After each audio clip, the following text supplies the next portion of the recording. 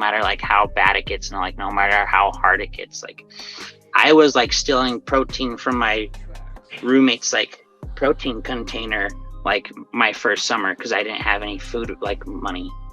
Like no matter like how shitty it gets, like that's just all part of your story you get to tell like when you make it.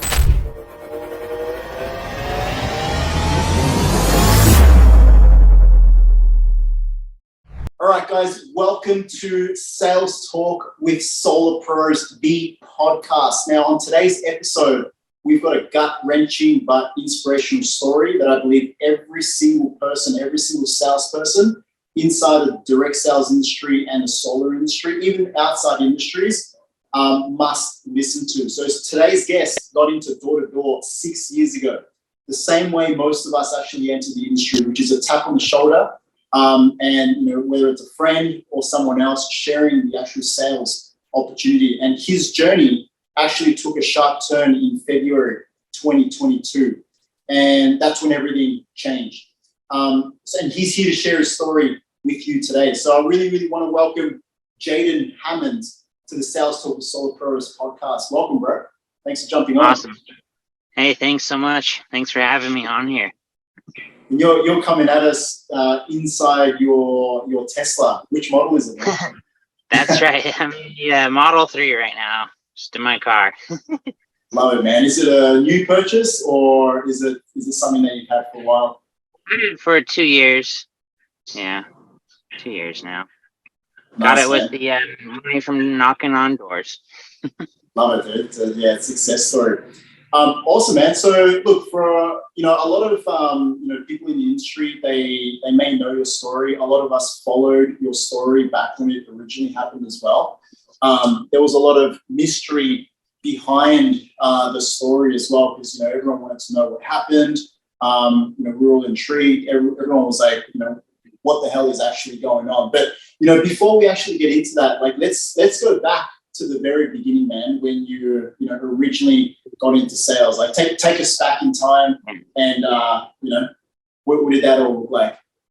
Awesome. Well, before I got into sales, I was just going to school. I was going to college here in Utah, in southern Utah. And I didn't have a lot of money, never had a lot of money before. And my plan was just to go to school, get a degree and make like $40,000. And these guys sat me down and showed me that I could make that much money or more in a summer.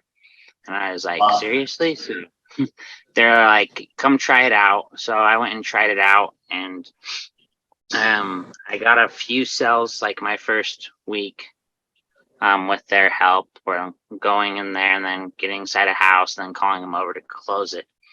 But what were you selling? What product specifically? That was with Smart Home with Vivint alarm systems. That's how we got it. Yeah, that's how I got into it. And so, yeah, I did like tried out 4 my first week, and then I came home and I was like, dang, this is cool. I'll commit for a summer. And right before we went out that summer, my managers were like, hey, we're not going to go with Vivint anymore. We're going to go with this smaller company called Fluent. So it's the same thing, same product, just a different company. So I did that for my first year and my second year. My first year as the top rookie in the entire company, on both sides from the US and Canada. So the CEO took me down like the Amazon River on like a river. Dude, that's crazy, man. So do you have like would you say you have a natural gift for sales? No. So like my first year when I went out there, the first month I sold 0. So like I was really struggling and like I actually didn't sell anything. And so like it got to a point where like I remember like sitting down with my manager and I was like, when's it gonna like click? Like I'm working all the hours, I'm doing everything you say, and I'm just not getting any sales. And he didn't know what to tell me. Like it was pretty rough. Like they were almost gonna send me home. But that first month after getting no sales is stuck with it for another week and just kept improving on the little small things and working all the hours. And that Saturday I got a sell. And then the next week, it's kind of like the compound effect where like the momentum will kick in. and you start getting these sales. And like you'll see that happen with a lot of first years is they almost hit this point where they're gonna quit, and then everything just clicks for them. And I just remember like being at the grocery store that week, and like I just was able to put like anything I wanted into my grocery cart, and I didn't have to like check the price tag. It's like the best feeling in the world. And like that was like 6 years ago, and like that's changed my life since like now. And so like I don't know, like Grant Cardone always talks about like that, like not having like check the price tag. And so that's what shocking for people. For sure, dude. And did you have to move city? Like, was the opportunity in a completely different city to where you grew up, or did you start off in Utah, around having your family's support and everything? Yeah, so how it worked is I was in Utah. I was going to college here, and then we moved out to Indiana. And so, it was, way far away. In Utah, it was like a bunch of white people, and then in Indiana, it was a bunch of black people. So I was like the only white kid. So it was like the opposite. So like that was a cool culture shock for me. So I got to learn a lot, but yeah, it was completely different than like being at home. It was being completely away, different state, different people. They talk different, act different. So yeah, man, that was. And you would have experienced a lot of, especially at the beginning as a first year, or even in your first month where you didn't get any sales, you would have experienced a lot of adversity, which I think, a lot of new guys who are getting into this industry now, they get sold on the dream that, sales are going to make a lot of money, but no one ever tells them, hey, it's actually really hard at the beginning, and you really have to grind, and you have to be able to get through, all of that adversity, whether it's, knocking doors or on the phones, cold calling. And you actually experience, like, I would even say like the peak of adversity, when you're in February last year, right? Yeah. So let's go back to February, man. I mean, can you tell us like how the day actually unfolded? Because I imagine you didn't wake up thinking like something bad's going to happen. It was just like another day on the doors. Yeah. Yeah. After doing alarms for a long time and making a career with that, I transferred to solar, and that was a year-round job instead of a summer sales job now. And so there's a lot more like normal work. I'd have like more days off in the week, like 2 days off, but we're still out there working pretty hard. We're getting a lot of customers, and the city that we were in is called Sun City, and I have a lot of customers in there. A lot of them are older. A lot of them still text me, and a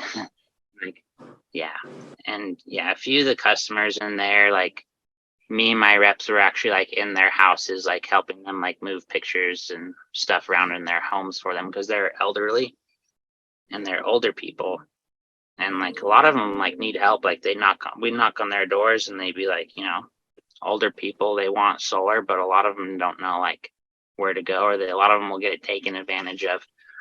And so a lot of these customers in this city were like honestly, like they thought like I was their grandson. So I woke up that morning, and I got a appointment to that same neighborhood with a person that was over 60 years old, that was retired, had a dog. I didn't think anything of it, so I just showed up to the house thinking, they already got solar. They didn't get enough panels, so they were still getting a utility bill. So I had to add panels onto their house for them to eliminate that. And so I was doing a good for them. And so never would I ever think this person would ever get upset with me. Yeah. And how were they retired? Like were they older as well? Yeah, they were over 60. Yeah, they were retired. They were senior citizens. But yeah, they already had solar. They just needed some more panels because they were still getting an Edison bill. So we were eliminating that for them by adding more panels onto their house. But For some reason, he thought the tax credit was a down payment. Like he was going to receive it. Well, he thought like, instead of like getting like 30% back of the total loan amount, he thought he was going to have to put down 30%. Oh, okay. So yeah, for some reason in his mind, he was thinking that. So I had to like slow him down and explain it to him. And like he tried to understand it for him, and so he still did the welcome call. He still signed the documents, pretended like everything was okay, like he understood it. And then when he wanted to go leave the house, he wouldn't let me leave the home. He was like blocking me from like leaving. And then he like picked me up and dropped me on my head. And that's when I started like convulsing. I had a seizure and I was bleeding out of my nose and my ears, and the wife called 911 and just panicking, not knowing what to do. They came, arrested him, put him in jail, and then they took me straight to the hospital because I had to remove my skull from my head to stop the bleeding, because if they didn't do that, the bleeding was going to swell and kill me. Yeah. So all my family was really worried, so they all came from Utah to California because the doctors told them, like, this might be the last time like you see Jayden again, and if he does come out alive, like he'll probably be like a vegetable. And so like I'm sitting in this Tesla, like they had it and they were gonna sell it. Yeah. They were getting ready to sell my Tesla. They closed down my apartment in Oceanside. They all thought like I was just going to be done. So everyone was kind of counting me out. So people like will say like miracle or call me a miracle. It's because like I did get pretty damn lucky to like be alive, because the doctors did tell like my family like it wasn't looking too good. And so I did get pretty lucky to be in the position where I am, to be back and able to work and sell and recruit and lead again. So it's pretty lucky. It's a miracle. Yeah, man. Dude, even just like hearing it, it's tough. And, I guess it'd be tough for you to talk about, that specific moment again. Was this guy was he a big guy, or because, for a retired, because you look like a big guy, man. You know what I mean? I'd be scared to take you on. So when I heard he was like, because I used to wrestle in like high school and stuff, and like my stepdad, he used to like wrestle, and so like I was kind of like pissed and like embarrassed when I heard like I got my butt kicked, because I was like, dang, like I should, at least know how to like defend myself like a little bit. Yeah. But yeah, when I seen him at court, I was like, damn, like he's well over 6 foot, like he's 6'5". And he's like, he's well over 200 pounds. This husky, like built, like he's a pretty big dude. Yeah. Oh, hey, Jayden. Hey. This is Chad, by the way. I just randomly popped in. But I was just on a sales call as well. So as a fellow salesperson, I'm sure you understand. You've got to make sure that you do close at all times. That's awesome. What's up, guys? I know you're doing the podcast right now, but I wanted to jump in here real quick and tell you about something that's working really well for a lot of these companies that we're working with right now. So just imagine this, you've got your teams on the door. Now, these guys are slugging away, they're knocking on doors every single day. Maybe you've also got a setup closer model as well. Once they close deals, you also have to pay them their commission, which is great. Everyone needs to eat. But at the same time, your cost of acquisition every single time is just getting higher and higher and higher and higher. One of the solutions that we found that's solving the problem of balancing that cost of acquisition and helping your books look and feel much better is an offshore remote solar sales team. So what we do is we help you recruit, we train, and we manage an entire team that is built offshore in either South America or Central America. This team that we built offshore will have equal or even greater results than the team that's currently operating for you right now. at a fraction of the cost. Now, this model is becoming more and more popular. Where I'm from originally, which is Australia, it's a model that's been popular for many, many years, and it's a model that's starting to catch on into the US as well. So progressive companies, proactive companies are starting to catch on to this model. What I recommend is, if this is something that interests you, building out a remote solar sales team built with offshore HR, then fill in the form below or visit www.salestalkwithsolarpros.com/offshore team. Fill in the form. One of our team members will reach out. They'll ask you a bunch of questions and provide a bunch of value how you could even do it yourself. And if with the right fit, then we'll help you build out that team. So keep enjoying the podcast, and I'll see you on the flip side. Awesome, man. So yeah, you went through that particular situation, and then you were obviously in hospital for a while. Like, how long were you in hospital and rehab for in total? Yeah, for a few months. So I was able to come back out to work right towards the end of the summer, right before like August, and go back out to work. And so I have pictures of me when I first got out there. I have my head was buzzed from the hospital. It was shaved from my surgery, and I just had the incision down my head. And I'd go and knock, and actually when I first knocked, I would wear a bucket hat to hide everything because I was kind of embarrassed, and I wanted to like keep it out of the sun. And I'd be so drugged up from like all the medicine the doctors had me on from the hospital, so I wouldn't have like seizures. It would just put me to like sleep. So I'd be out in like my car, and I'd have to like take a nap and then go back out to work.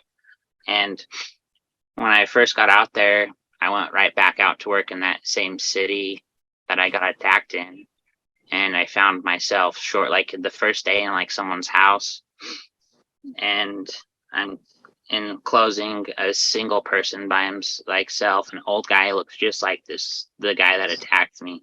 And it was really scary for me and hard to like be like back in that same situation again and like be calm, cool, and collected, and like tell myself like, hey, like this dude's not gonna kick your ass, like you're okay, like you could close the deal still. Like, so that was really hard.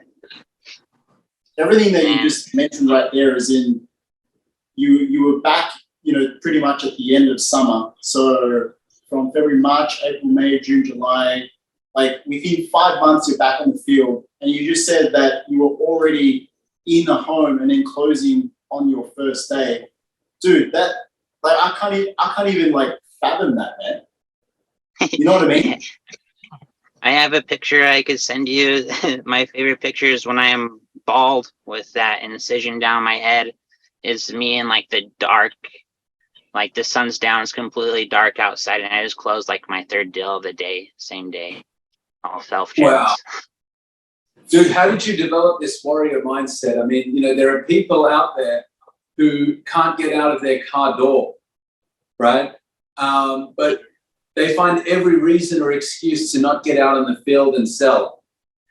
How were you able to, after 5 months, actually say to yourself, look, this actually caused this situation, yet I'm still going out there and seeing more people in their homes? How did you develop that attitude, that mindset to be able to go out there and say, hey, I'm going to do it regardless? Yeah. Well, I think two things is that the first thing is just I'm just so grateful to be able to work. That since that opportunity was taken away from me, that now that I have it back, it's like, dang, like I get to work again.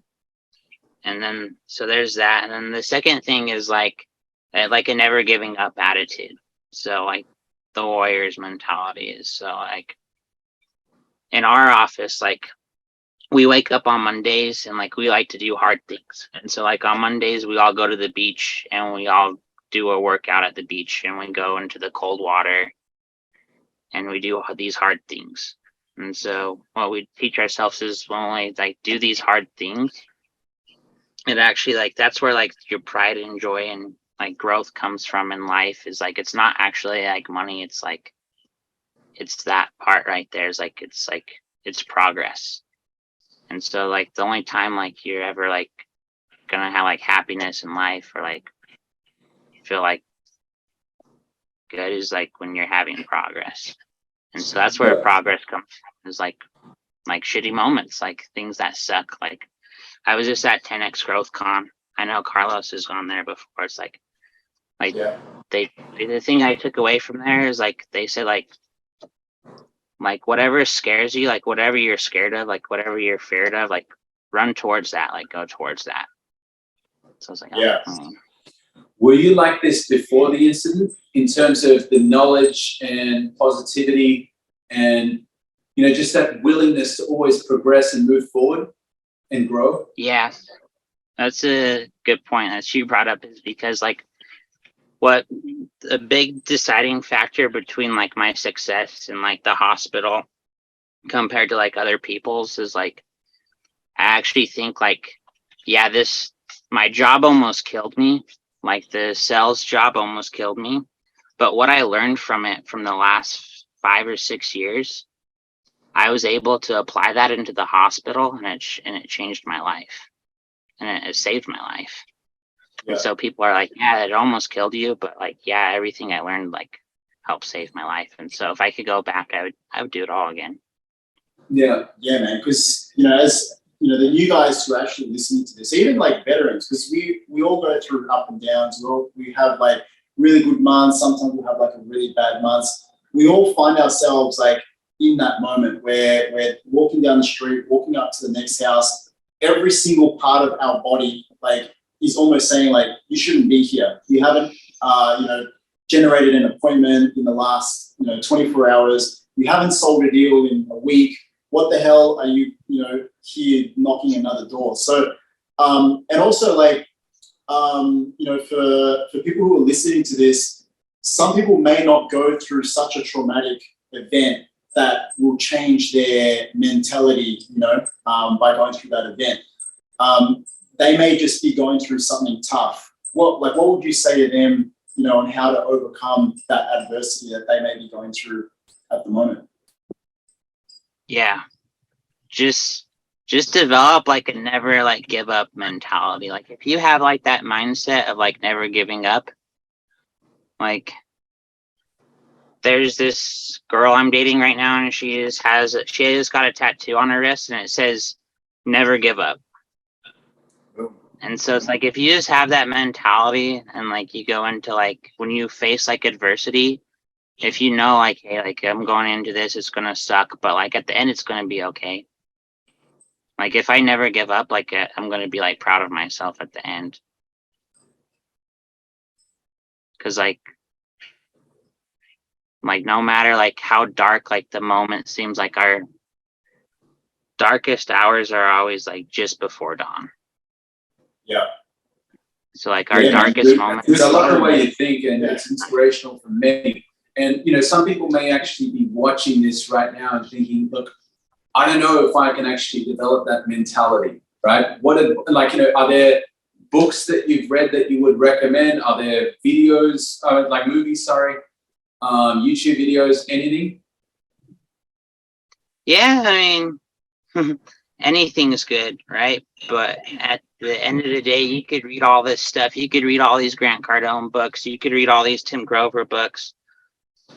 But at the end of the day, like, you know what's important, and like that's just you doing the work. Yeah. I think it's important you say that, man, about putting in the work. Like at the end of the day, like your feelings don't matter really. Like it's just the inputs. And like that's if you look like at the successful people, like the top producers, like I've noticed in like my office, I'm like, dang, what's this guy doing? Like, oh, he wakes up and he goes to work, and the next day he wakes up and he goes to work, and the next day he wakes up and he goes to work, and he does the same shit every day, and he doesn't complain. He just doesn't give up. And at the end of the year, he's like, oh dang, like that was cool. And everyone's like, hey, how did he do that? Like he just didn't give up. And so it's like, yeah, read these books, but just make sure like I remember like there's an old guy at 10x Growth Conference once, and he's like, it's cool, like, you know, like you're going to like these conferences and like you're buying all this stuff and you're reading all these books, but none of it really matters unless you apply it. Yeah. And I was like, what? Like he told me that and I was like 19. But like I've just thought about that like my whole life. Like, yeah, it's cool. Like you could like read all these things, but none of it matters unless you apply it into your life. So if you read these books and you do these things, just make sure you apply it into your life or else it doesn't matter. It's just, Yeah, man, I can tell that, you know, I mean, there must have been moments where you were lying on the hospital bed and there would have been a moment where you would have, you know, started realizing like, you know, what's happening, and all of this stuff that you would have learned in the past, you would have just started applying it right then and there. I can feel the fire, man, like for real. But yeah, man, so getting back into the workforce, did you was your family supportive of you going back on the doors, like friends and, you know, family and things like that? Or like even yourself, like was there any sort of fear that you actively had to overcome to actually get back on the doors? What did that look like, man? yeah. Yeah, it was really hard to come back. And yeah, like being in that house and like sweating and like having my palms like shake and like just putting my back up against the wall and being like, wait, like, oh, like I like having to like talk to like counselors and like, yeah, like overcoming like post-traumatic stress disorder, like things that like military veterans get, and like having that as like a 25-year-old kid, like with no family or anything. Like, yeah, it was rough. But I learned from it, and it made me a better person. But yeah, I remember a lot of people are like, yeah, a lot of like my old managers. There was a lot of shit that was like talked to, and it just lit my fire more. People are like, yeah, you know, with everything that's been happening to Jayden with Vivint and then this solar thing, like he's probably, you know, not meant to like manage people. He's probably not meant to like work with people. Like he'll probably have to be like a cashier or do like some manual labor job. Like he probably won't be able to ever go back to do sales again. And so like a lot of people are like talking about like that. A lot of people didn't think I'd ever go back out and do sales again. But my team that I work with is super supportive, and my company that I work for is super supportive. And I remember like, you know, they let me come back out. They gave me appointments. They let me work for them. And I came back out with my bucket hat, and I just remember like, you know, like Jayden's here, and like Jayden's back. And it wasn't like, I wasn't going to let them down by looking like a little bitch and showing up and Dude, I fucking love your attitude, man. yeah, if they're gonna let me like come back, like then work with them, then I had to prove myself worthy for them. But yeah, I can let them down, but I can let my family down, but I can let my future down. But mostly like yourself, like you're gonna feel a lot better like if you tried your best, and if you came out and you gave it your all, and if you just curled up in a ball and called it quits. It's like, yeah. Yeah, man, because you could be in a whole different position right now, you know, feeling sorry for yourself, you know, taking an easy job or something like that. But you decided to take the hard way and become grateful. And that's the next thing that I want to talk about, man. And Ed Milet talks about it all the time, about being grateful. In your video that you released last week, you talked about how the old mentality was, I have to go to work. And now your new mentality is, I get to go to work. Right? With you know, people who are listening to this, who are struggling to be grateful in times of their own adversity. Maybe they've just been smashed on the doors. Maybe they've got like you know, someone could literally be listening to this podcast right now. They're on like their last few dollars. Maybe they got like $10 in their bank account, and they don't make a sale. Like that's it. Like, you know, where are they going to eat? What do they need to do like right now? Because they're sitting in their car right now, man. They're listening to this, and this is like a matter of, you know, whether or not they continue. Yeah, how do they be grateful in those moments? Yeah. that's just all part of your story. Like, that's what Ed Milet also talks about is like, yeah, it's like that, like your shittiest moments of like you in your car, like that's like, you're gonna look back on it like when you're older and be like, damn, that was like the most fun. Like those summers, like when I was like with my like brothers and like we're all like broke and like we're trying to make it rich and like we're all reading like these books and like competing like you're gonna look back and you're gonna be like, damn, like that was like the most fun times. Like, so that's all part of your story you get to tell. So it's like no matter like how bad it gets and like no matter how hard it gets, like I was like stealing protein from my roommate's like protein container like my first summer because I didn't have any food like money. Like no matter like how shitty it gets, like that's just all part of your story you get to tell like when you make it. So it's like, yeah. So just be grateful because like embrace like the suck because like that's all gonna be part of your story when you're done. What's next for Jayden, man? Like, which stages are we going to see you on? The 10x growth next con. the 10x growth chron. Yeah, that's what Yeah. we need to talk to Greg about getting me up on stage Dude, there. you should. We can put you in touch with some of the guys. Let's do it. Yeah. That'd be dope. I've been to every one of his growth cons. That should be a good story to tell there. Yeah, man. yeah, every single one. We've probably crossed paths as well because we went to the Miami one, like I think it was like the third Miami one, Las Vegas. I went to Las Vegas twice, Miami. You went to the very, very first one, Miami. In Hollywood. That's awesome. Yeah, I see. Yeah. Your Instagram. I seen your you have your same 10x backpack as me. Yeah. The one I got that one in Vegas. Yeah, I mean, his message really resonates with us. You know, it's like just living your life to the fullest, exploring your potential, going out there, being grateful, but at the same time, leaning into fear that, you know, other people, for them, it's a sign to, you know, just step back. And if that is the case, people aren't going to explore their potential. Whereas he says, if you're feeling fear, that's great. It means that you need to continue moving forward. Yeah. That's awesome. Yeah, that's for sure. Yeah. That's perfect. And you know, that's one of the first things that we actually see when people are stepping in. You know, they say, hey, look, you know, in Carlos's case, he's really helping all these salespeople with making it, right? Being in a position where they can start generating that predictable income. And for them in the beginning, the initial questions are usually, hey, do you think I can actually do it? Well, if you speak to enough people, at least one person by virtue of numbers is going to say yes, you know, and in my case, it's, you know, what I've been focusing on with sales pros is helping them keep their money and multiply it as well through real estate investing.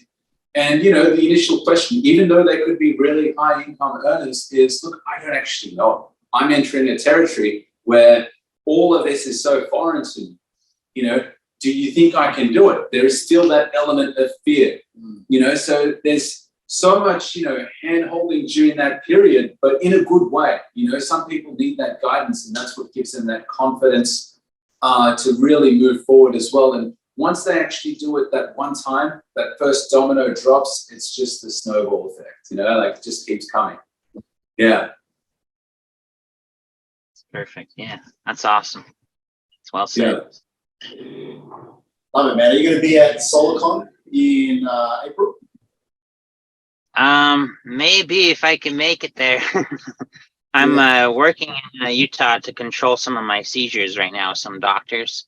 And so maybe if I'm happy enough, I could be there, but. Yeah, awesome, man. Yeah, well, the event's in Utah, so hopefully it's not too far away from you, because it would be awesome to meet you in person as well. That'd be cool to see you guys there. Yeah. Yeah. Love it, man. Well, but yeah, man, what's next for you, dude? Like, obviously you're back on the doors. You're back on, you know, you're getting ready, getting prepared for, you know, the summer.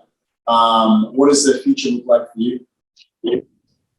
Well, we're just going to be running some teams with solar here, growing that, see where that takes us the next few years. That's been awesome for us this last year. It's changed a lot of our lives. And then from there, we'll start getting into some public speaking too. Start helping a bunch of kids out my age. that are doing Yeah. sales. And how old are you?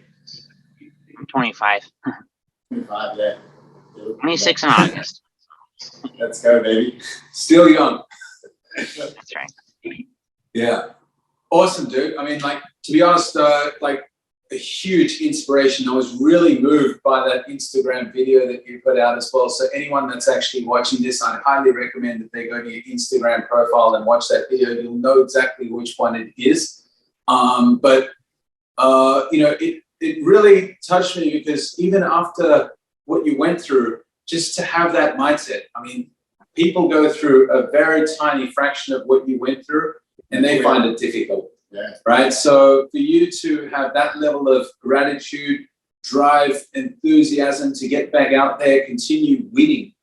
You know, I'm excited to see where you're actually going to be 6 months from now, 6 years from now. And I think you've got, like, you know, just with that winning mindset, it's impossible, Yeah. you know, for you to be slowed down, you know, like it's, You can't tell that you've actually been, you know, anything's actually happened to you, man. yeah, They can't see the scars, nothing, dude. yeah, If you didn't tell us the story, we wouldn't have known. I don't think anyone would have known. yeah. So I'm excited to see what's to come. And like, you know, it would be great to, like, you know, just keep in touch as well. Okay, for sure. Yeah, thank you guys. Yeah, thanks for having me on Awesome, here. man. That's awesome.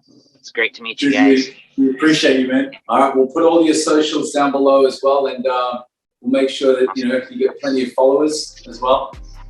Thanks, guys. Yeah, man. And you know, we get you out on the stage as well with Grant Cardone and all Hey, the yeah, other that- big speakers as well. Go on, man. Go. That's where we need to be. 10x.